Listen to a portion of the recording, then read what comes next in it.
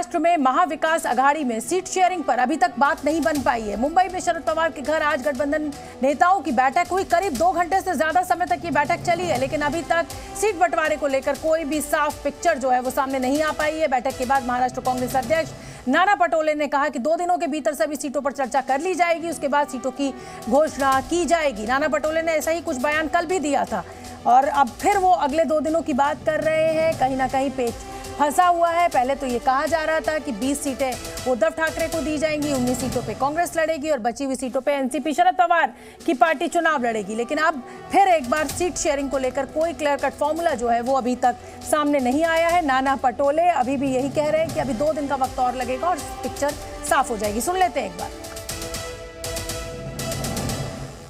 आज हमारी जो बातें हुई उसमें हमारे जो जितने मित्र पक्ष है उनसे भी हम लोगों ने बात की है और उनके साथ बात करके 1-2 दिन में हम लोग हमारी फाइनल लिस्ट हमारे महाविकास आघाड़ी की हम जाहिर करेंगे।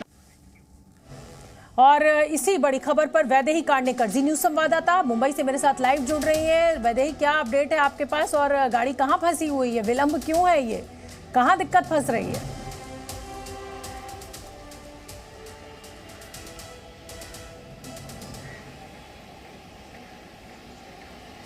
वैदेही, आप मुझे सुन पा रही हैं?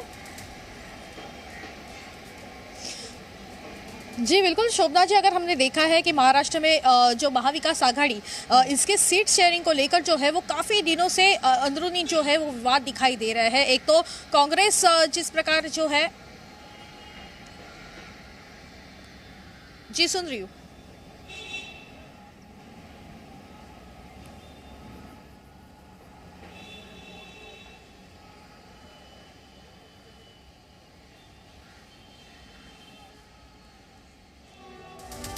सुन रही हूँ।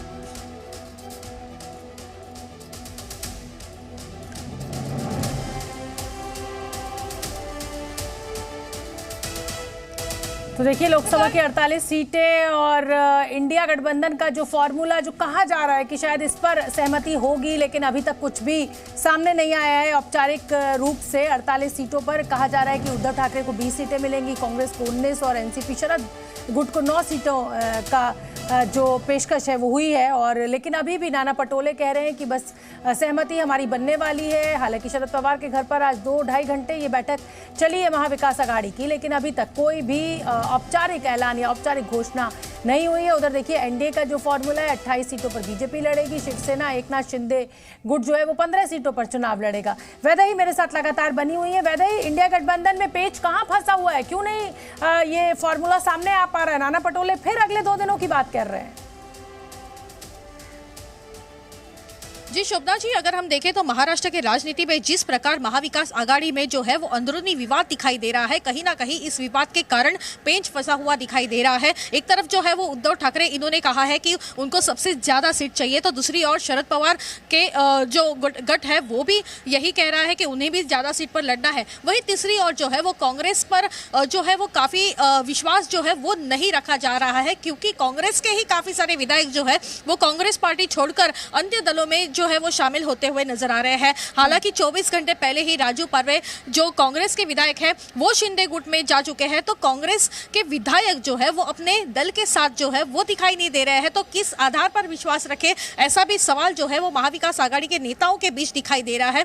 दूसरी ओर अगर हम देखें तो वंचित बहुजन आघाड़ी जो महाविकास आघाड़ी में शामिल होने की बात हो रही थी, लेकिन वहां भी जो है वो पेंच अटका है। आज ही संजय राउत इनका ये विधान था कि वंचित बहुजन आघाड़ी जो है वो हमारे साथ नहीं आ सकती, क्योंकि वैसे ही बातचीत जो है वो फिलहाल प्रकाश आंबेडकर करते हुए नजर आ रहे हैं। हालांकि वहीं पर भी जो है वो पेच फंसा हुआ नजर आ रहा है और एक दूसरे को मनाने पर जो है वो काफी समय जो है वो इनका जाता हुआ नजर आ रहा है। हालांकि सुबह महाविकास आघाड़ी की बैठक तो हो चुकी है, लेकिन अभी कांग्रेस के नेता जो है वो राष्ट्रवादी के नेताओं से मिलने अभी थोड़ी देर में पहुंचेंगे और वहां भी एक और महत्वपूर्ण बैठक होगी। हालांकि शरद पवार बारामती में है, लेकिन जयंत पाटिल जो बड़े नेता है राष्ट्रवादी के, उनके घर ये बैठक होगी और फिर एक बार जो है वो गठबंधन को लेकर या जो विश्वास फिलहाल जो है वो महाविकास आघाड़ी में नहीं दिखाई दे रहा है उसको लेकर और सीट शेयरिंग को लेकर जो है वो इस बैठक में काफी अहम चर्चा होगी, ऐसा भी कहा जा रहा है। हालांकि अगले 48 घंटे में महाविकास आघाड़ी की जो सीटें हैं वो जारी हो सकती है, ऐसा भी फिलहाल कहा जा रहा है। बिल्कुल ठीक है वैदे, आप नजर बना के रखिए, जैसे कोई अपडेट होगा सबसे पहले हम जी न्यूज के दर्शकों तक उस अपडेट को पहुंचाएंगे। उस सीट बंटवारे की जो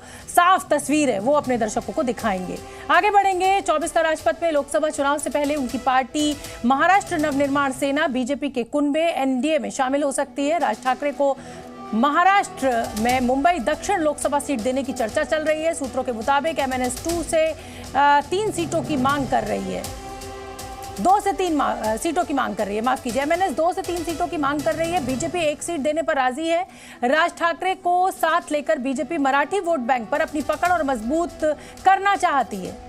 तो ये तस्वीरें आप देखिए, एनडीए में राज ठाकरे की एंट्री हो चुकी है, गृह मंत्री अमित शाह से मुलाकात हो चुकी है। ये पुरानी तस्वीरें आप देख ही चुके हैं। तो क्या माना जाए कि अब ठाकरे वर्सेस ठाकरे की तैयारी है और राज ठाकरे के आने से क्या सही में बीजेपी को या एनडीए गठबंधन को फायदा होगा? मराठी मानुष, मराठी वोट बैंक क्या राज ठाकरे के साथ जुड़ेगा बीजेपी से? हालांकि राज ठाकरे की पार्टी एमएनएस कोई खास प्रदर्शन ना विधानसभा चुनाव में और ना पिछले लोकसभा चुनाव में कर पाई है, लेकिन ये बात बिल्कुल सही है कि मराठी मानुष की छवि है राज ठाकरे की, हिंदुत्ववादी चेहरा माने जाते हैं और भरोसेमंद सहयोगी भी कहे जाएंगे। फायर ब्रांड नेता हैं महाराष्ट्र की राजनीति में। ठाकरे परिवार की विरासत को आगे बढ़ाने की लगातार बात करते हैं और मुंबई समेत कई क्षेत्रों में असर रखते हैं राज ठाकरे।